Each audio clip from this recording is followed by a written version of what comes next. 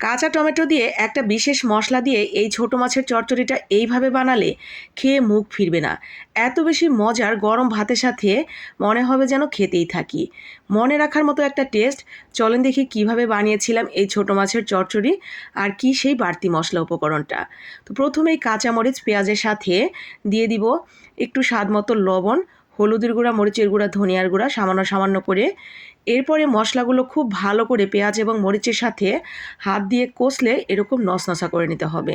পেঁয়াজ এবং মরিচটা ঝাল যখন বেরিয়ে যাবে আর পেঁয়াজের রসটাও বেরিয়ে যাবে, ঠিক তখন দিয়ে দিলাম 2টা পাতলা পাতলা করে কেটে রাখা কাঁচা টমেটো। কাঁচা টমেটোটা দিয়ে সামান্য একটু দিয়ে দিলাম পাকা টমেটো, একদম পাতলা করে কেটে রাখা। আর দিয়ে দিলাম অল্প একটু পালং শাক। পালং শাকটা দিয়েও খুব ভালো করে আমি মেখে নিচ্ছি মশলাটার সাথে। তো পেঁয়াজ মরিচের সাথে ভালো মতো মাখানো হয়ে গেলে দিয়ে দিব এখানে তেল, পরিমাণ মতো তেল দিয়েও ভালোভাবে মেখে নিলাম। এখন দিয়ে দিব মাছ। আমি ছোট মাছ হিসেবে এখানে মলা মাছ ব্যবহার করছি। আপনারা যে কোনো ছোট মাছ দিয়েই কিন্তু এই রান্নাটা ট্রাই করতে পারেন। এখন সেই বাড়তি মশলাটা যোগ করে নেব। বাড়তি মশলাটা হলো সামান্য একটু কাসুন্দি। আর এই কাসুন্দিটা অবশ্যই একদম ফ্রেশ দেখে নেওয়ার চেষ্টা করবেন।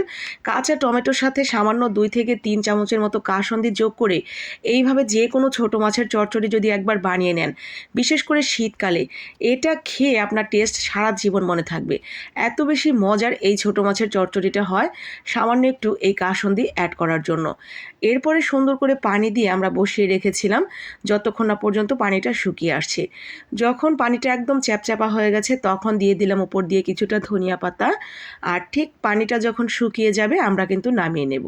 ঠিক এরকম হয়েছে। চুলাটা অফ করে আমি এটাকে সুন্দর করে পরিবেশন করে নিচ্ছি। মাশাআল্লাহ, স্বাদে গন্ধে একেবারে অতুলনীয় একটা ছোটো মাছের চচ্চড়ি।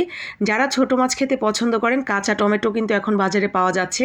কাঁচা টমেটো দিয়ে এইভাবে সামান্য একটু কাসুন্দি অ্যাড করে এইভাবে ছোটো মাছের চচ্চড়িটা করে নেবেন। আশা করি আপনার মন প্রাণ ছুঁয়ে যাবে।